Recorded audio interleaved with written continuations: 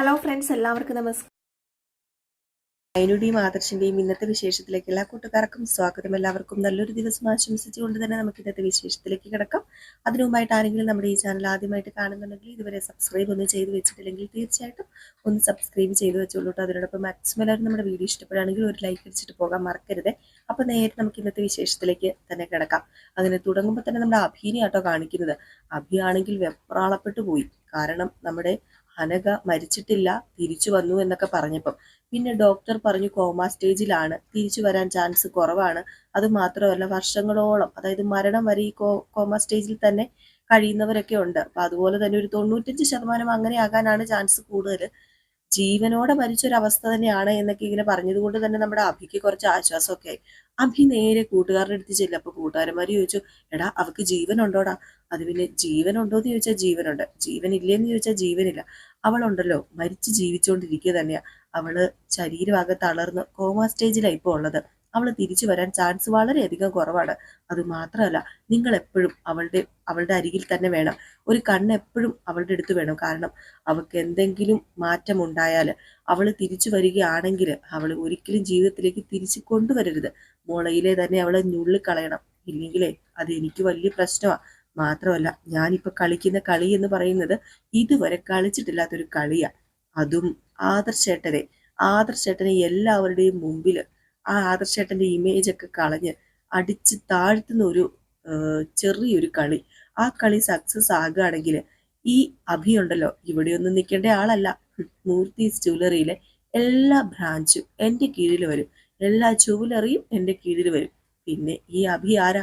അതും കൊണ്ടാണ് ഞാൻ പറഞ്ഞത് സൂക്ഷിച്ച് കളിക്കണമെന്ന്. അപ്പോഴത്തേക്കും അവന്മാര് പറഞ്ഞു, ദേ ഞങ്ങൾ ഏറ്റു, സൂക്ഷിച്ച് തന്നെയാണ് കളിക്കാൻ പോകുന്നത്, വേറെ ഒരു പ്രശ്നം ഉണ്ടാവില്ല, ധൈര്യമായിട്ടെ അഭി നീ അകത്ത് കയറി പൊക്കോളാൻ പറഞ്ഞു. ഈ സമയം ഡോക്ടറുമായിട്ട് നമ്മുടെ മുത്തശ്ശൻ സംസാരിക്കുകയാണ് കേട്ടോ. അങ്ങനെ മൂർത്തി പറഞ്ഞു, ഇത് വല്ലാത്തൊരവസ്ഥയായി പോയല്ലോ ഡോക്ടറെ. അല്ല വേറെ എവിടെയെങ്കിലും കൊണ്ടുപോയി കഴിഞ്ഞാൽ ഈ കുട്ടിയെ റിക്കവർ ചെയ്ത് എടുക്കാൻ പറ്റുമെങ്കിൽ എന്താണെന്ന് വെച്ചാൽ ഞങ്ങൾ ചെയ്തോളാം. ലോകത്തിന്റെ ഏത് അങ്ങേയറ്റം വരെ കൊണ്ടുപോകാൻ വേണ്ടിയും ഞങ്ങൾ തയ്യാറാണെന്ന് പറഞ്ഞപ്പം നിങ്ങൾ ഈ കുട്ടീനെ എവിടെ കൊണ്ടുപോയാലും ഈ ഒരു സ്റ്റേജിൽ തന്നെ ആയിരിക്കും. കോമ സ്റ്റേജിലായവരെ ഞാൻ പറഞ്ഞല്ലോ തിരിച്ചു കിട്ടാൻ പ്രയാസമാണ്. പിന്നെ അവളെന്നോട് പറഞ്ഞിരുന്നു അനന്തപുരി തറവാട്ടിലെ മൂർത്തിയുടെ മകനാണ് അവളുടെ മോളുടെ അച്ഛനെന്ന്. പക്ഷെ ആരാണെന്ന് എന്നോട് വ്യക്തമായിട്ട് പറഞ്ഞിട്ടില്ല. അതാണല്ലോ പറ്റിപ്പോയത്.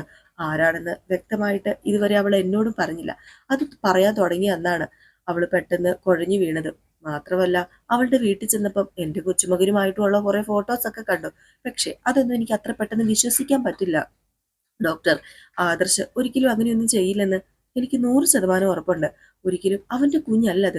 പക്ഷെ ഇതിന്റെ പിന്നിൽ എന്തൊക്കെയോ കളികൾ നടക്കുന്നുണ്ട്.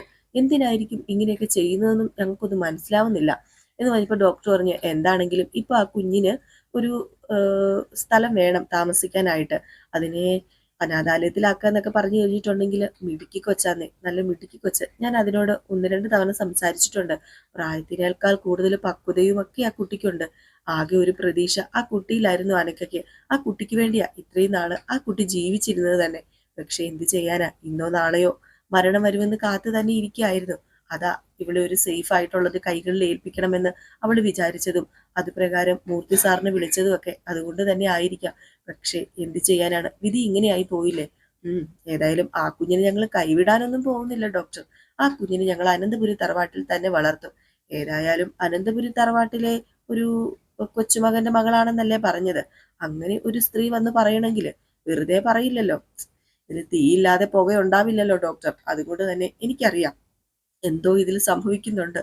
അതുകൊണ്ട് അവളെ ഞങ്ങൾ വീട്ടിലേക്ക് കൊണ്ടുപോകാൻ തന്നെ തീരുമാനിച്ചത്. ഏതായാലും നല്ല തീരുമാനമാണ് മൂർത്തി സാറേ. കാരണം അവള് നല്ലൊരു കുട്ടിയാ.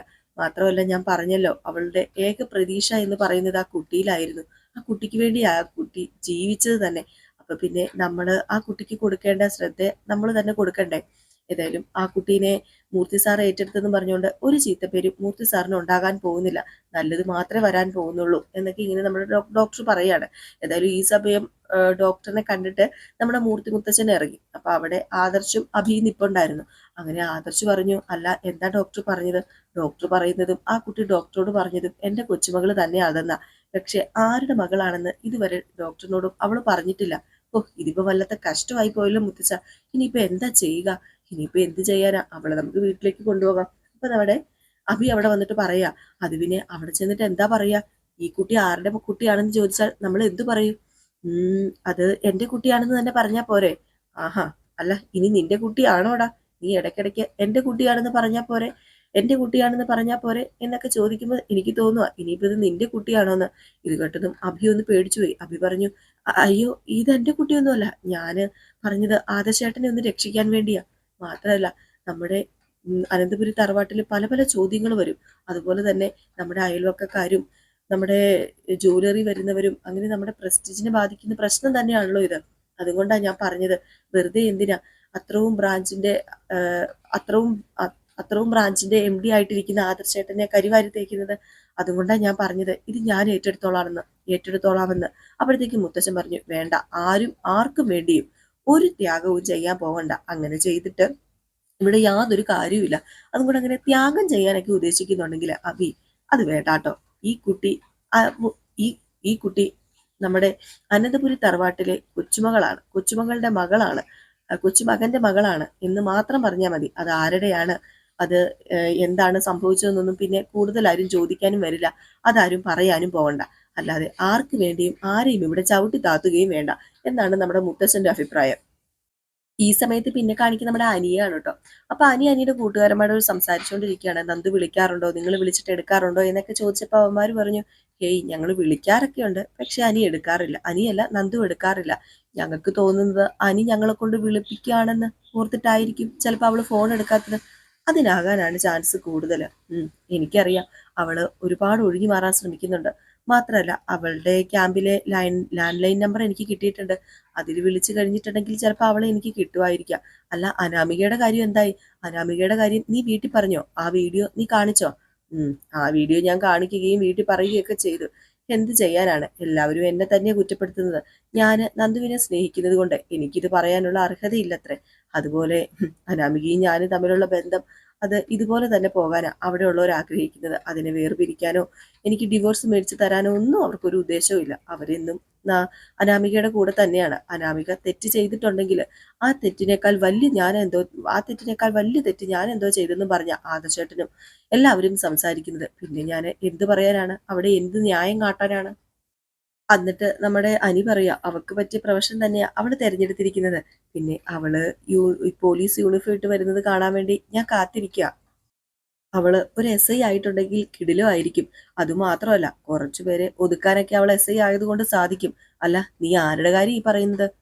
ആരാ? എന്റെ അമ്മായിയച്ഛനും അമ്മായിയമ്മയും എന്റെ ഭാര്യയും ഒക്കെ തന്നെ. അവരെ ഒതുക്കിയത് തന്നെയാ നീ. അതെന്താ ഒതുക്കാൻ പറ്റാത്തത്? അവളെ കൊണ്ട് എല്ലാ കേസുകളും ഞാൻ തെളിയിപ്പിക്കും. ഇനിയിപ്പം നയനയിടത്തിയും അതുപോലെ തന്നെ നവ്യയിടത്തിയും ഒക്കെ പറയുന്നത് പോലെ അനാമിക എന്തൊക്കെയോ കള്ളത്തരങ്ങൾ മറച്ചു വെച്ചിട്ടുണ്ട്. മാത്രമല്ല അവള് വലിയ കൊമ്പത്തെ പണക്കാരിയാന്നൊക്കെ പറയുന്നുണ്ടല്ലോ, അതിനും എനിക്ക് ചെറിയ സംശയങ്ങളൊക്കെ ഉണ്ട്. അവള് പണക്കാരിയൊന്നുമല്ല. അവള് എന്തൊക്കെയോ നമ്മളിൽ നിന്നും മറച്ചൊക്കെ വെക്കുന്നുണ്ട്. അതെല്ലാം പുറത്തു കൊണ്ടുവരണമെങ്കിൽ നന്ദു പോലീസ് യൂണിഫോം ഇട്ടുകൊണ്ട് തന്നെ വരണം. അവൾ SI ആയി ഈ ഈ ഏരിയയിൽ തന്നെ ചാർജ് എടുക്കുകയാണെങ്കിൽ അത് കുറച്ചും കൂടി നല്ലതായിരിക്കും. അത് ഞങ്ങളുടെ ജീവിതത്തെയും ബാധിക്കും. പിന്നെ ഇപ്പം എന്റെ കല്യാണം കഴിഞ്ഞില്ലായിരുന്നെങ്കിൽ അവളെ വീഡിയോ കോൾ ചെയ്യായിരുന്നു. അതുമാത്രമല്ല അവള് എന്തെടുക്കാണെന്ന് കാണുകയും ചെയ്യായിരുന്നു എന്നൊക്കെ ഇങ്ങനെ പറഞ്ഞ് ചിരിച്ചുകൊണ്ട് നിൽക്കുകയാണ്. പിന്നെ കാണിക്കുന്ന നമ്മുടെ നന്ദുവിനെയും കുറച്ച് നന്ദുവിന്റെ കൂടെയുള്ള ടീംസിനെയാണ്. അപ്പൊ അവരിങ്ങനെ വർക്കൗട്ട് ചെയ്തുകൊണ്ടിരിക്കുകയാണ് കേട്ടോ. നമ്മുടെ നന്ദുവും കൂടെയുള്ളവരൊക്കെ ഇങ്ങനെ വർക്കൗട്ട് ചെയ്തുകൊണ്ടിരിക്കുകയാണ്. അങ്ങനെ വർക്കൗട്ട് ചെയ്ത് എല്ലാവരും ക്ഷീണിച്ചപ്പം അതിൽ നിന്ന് ഒരാൾ വന്നിട്ട് പറയാ, നിന്റെ സ്റ്റാമിന ഉണ്ടല്ലോ ഭയങ്കരം തന്നെ. ഞങ്ങളെ വർക്കൗട്ട് ചെയ്ത് ക്ഷീണിച്ചു. അല്ല, നീ കരാട്ടയും കളരിയുമാണെന്നൊക്കെ പറഞ്ഞ് കേട്ടിട്ടുണ്ടല്ലോ. നമുക്ക് ഒരു ഫൈറ്റിന് ചെയ്താലോ? ഞാൻ ഫൈറ്റിനൊന്നുമില്ല. ദേ നീ ഉണ്ടല്ലോ ഒരാണാ, പക്ഷെ ഞാനൊരു പെണ്ണാ. ആ ഒരു വ്യത്യാസം ഉണ്ടല്ലോ. പിന്നെ ആ ഒരു വ്യത്യാസമൊന്നും നിന്നിലില്ലെന്നാ എനിക്ക് തോന്നുന്നത്. അപ്പോഴത്തേക്കും തന്നെ നമ്മുടെ കൂടെയുള്ളൊരു കൂട്ടുകാരി പറഞ്ഞു, അതെ, നമുക്ക് ഇവനെ ഒന്ന് തല്ലി തോൽപ്പിക്കണമല്ലോ മോളെ. ആവശ്യമില്ലാതെ തല്ലുന്ന സ്വഭാവമൊന്നും എനിക്കില്ല. പക്ഷെ ഇങ്ങോട്ടേക്ക് വന്നു കഴിഞ്ഞിട്ടുണ്ടെങ്കിൽ ഞാൻ തല്ലി തോൽപ്പിക്കുക തന്നെ ചെയ്യും. അപ്പം ഈ കൂട്ടുകാരിയായിട്ട് വന്നിരിക്കുന്നത് നമ്മുടെ ബിഗ് ബോസിലുണ്ടായിരുന്ന ഒരു പെൺകുട്ടിയാണ് കേട്ടോ. നേരത്തെ നമ്മുടെ ബിഗ് ബോസിലുണ്ടായിരുന്നത് കഴിഞ്ഞ സീസണിലുണ്ടായ ഒരു പെൺകുട്ടിയാണ് കേട്ടോ.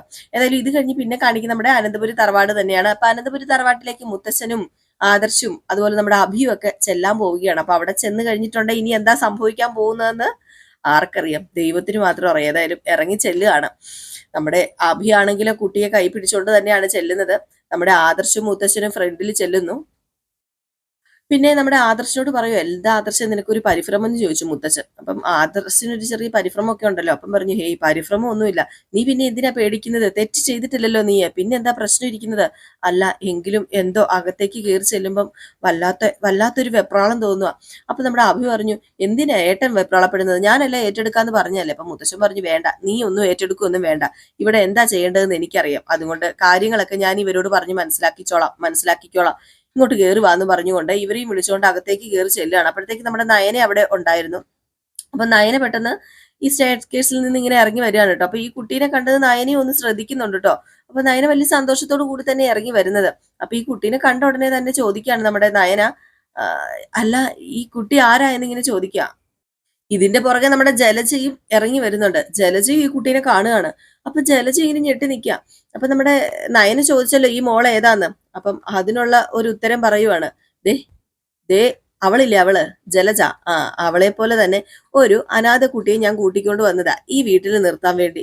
ഇത് കേട്ടത് ഞെട്ടിപ്പോയി കേട്ടോ നമ്മുടെ ദേവയാനി വന്നു. അപ്പൊ ദേവയാനി, എന്താ അച്ഛ ഈ പറയുന്നത്. അതെ, ഇനി ഇവള് നമ്മുടെ ദത്തുപുത്രിയാണ്. ഇവള് ഇവിടത്തെ ദത്തുപുത്രിയൊന്നും അല്ല, ഇവിടത്തെ പുത്രിയാണെന്ന് തന്നെ കരുതിക്കോ. അല്ല അച്ഛ, അച്ഛൻ എന്താ ഈ പറയുന്നത്, ഈ കുട്ടീനെ എവിടെ നിന്ന് അച്ഛന് കിട്ടിയത്. തൽക്കാലം ഇതൊന്നും ആരും അറിയണ്ട ദേവയാനി. ചാന്ദിനി എന്നാണ് മോളുടെ പേര്, ചന്തു എന്നാണ് വീട്ടിൽ വിളിക്കുന്നത്. ഇതൊക്കെ അറിഞ്ഞാ പോരെ, അല്ലാതെ കൂടുതൽ വിവരം ആരും ഇപ്പൊ അറിയണ്ട. മോൾക്ക് ആരുമില്ല, ഈ കുട്ടി അനാഥ തന്നെയാണ്. അതുകൊണ്ട് ഈ വീട്ടിലെ കൊച്ചുമകളായിട്ട് വളർത്താനാണ് എന്റെ തീരുമാനം. ഇപ്പൊ ഈ വീട്ടിൽ കൊച്ചുമക്കളൊന്നും ഇല്ലല്ലോ. അപ്പൊ അതുകൊണ്ട് തന്നെ ഈ വീട്ടിലെ കുഞ്ഞു മകളായിട്ട് ഇവിടെ വളരട്ടെ. അപ്പൊ ജലജ പറഞ്ഞു, അച്ഛൻ ഇത് എന്താ പറ്റിയത്, ലോകത്തുള്ള സകല കുഞ്ഞുങ്ങളെയും അച്ഛൻ വീട്ടിലേക്ക് വിളിച്ചോണ്ട് വരുവാണോ. ഓ, ഈ ചോദ്യം ചോദിക്കാനേ നിനക്കൊരു അർഹതയും ഇല്ല. എന്ത് അർഹതയാടി നിനക്കുള്ളത്. ദേവയാനിയോ ജാനകിയോ ആണ് ഈ ചോദ്യം ചോദിച്ചിരുന്നതെങ്കിൽ ഒരു പരിധി വരെ ഞാൻ സഹിച്ചനെ. പക്ഷേ ഇത് ചോദിക്കാനുള്ള എന്ത് അർഹതയാണ് നിനക്കുള്ളത്. എവിടേക്ക് പോണം, എന്ത് ചെയ്യണം എന്നറിയാതെ വിഷമിച്ച് നിന്ന നിന്നെ ഇവിടെ കൂട്ടിക്കൊണ്ട് വന്ന് മകളായി വളർത്തിയത് ഞാനും വസന്തരയും കൂടി ചേർന്നല്ലേ. അത് നീ മറന്നുപോയോ. അത് മറന്ന് നീ തല മറന്ന് എണ്ണ തേക്കരുത്. അതുകൊണ്ട് അനാഥ ബാല്യങ്ങളോട് നീ മറ്റാരെക്കാളും കാരുണ്യവും സഹതാപവും ഒക്കെ കാണിക്കുക ചെയ്യേണ്ടത്. അല്ലാതെ ഇതുപോലെയുള്ള ചോദ്യങ്ങളൊന്നും അല്ല ചോദിക്കേണ്ടത്. ചോദ്യങ്ങൾ ചോദിക്കുമ്പം സൂക്ഷിച്ചു ചോദിക്കണം, അത് മൂർത്തിയോടാന്ന് മറക്കരുത്.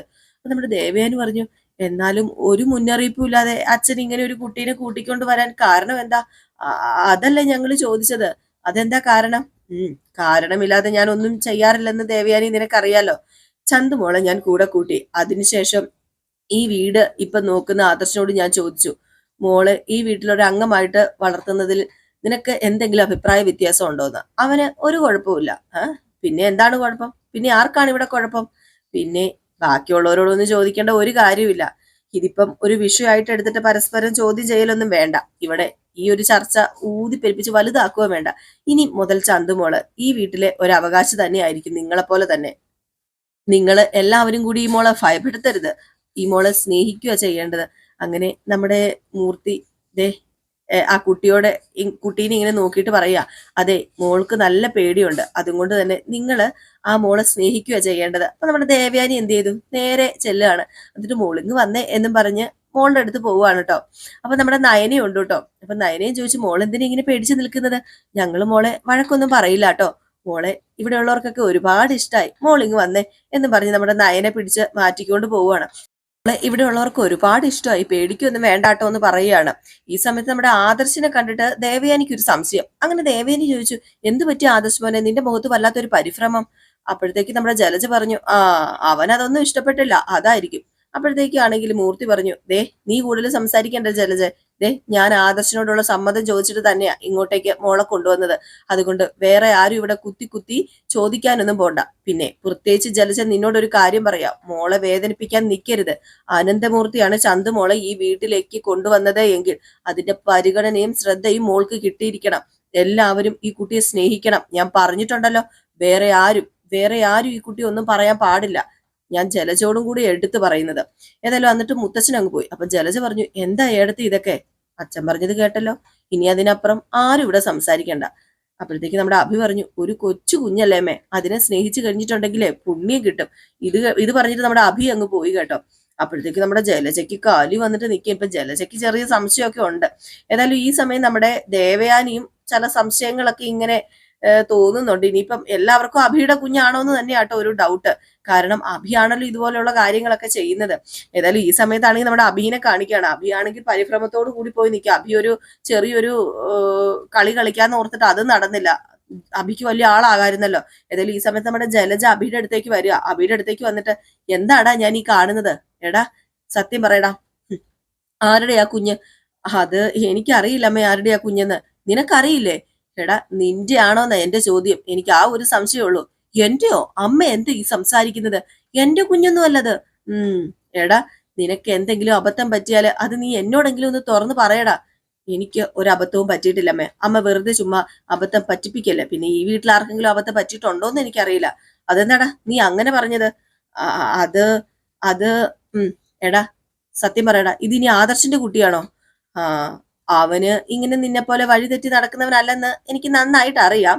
അതുകൊണ്ട് അവന്റെ കാര്യത്തില് അങ്ങനെ ഒരു സംശയത്തിന്റെ യാതൊരു ആവശ്യവുമില്ല. എനിക്ക് സംശയം നിന്നെ തന്നെയാ, നിന്നെ മാത്രം. പിന്നെ അച്ഛൻ പെട്ടെന്ന് ഇങ്ങോട്ടൊരു കുഞ്ഞിനെ കൊണ്ടുവന്നോണ്ട് എനിക്ക് വല്ലാത്ത സംശയം തോന്നുക. ഇനിയിപ്പം അച്ഛൻ എന്തെങ്കിലും അബദ്ധം പറ്റിയോന്നാ.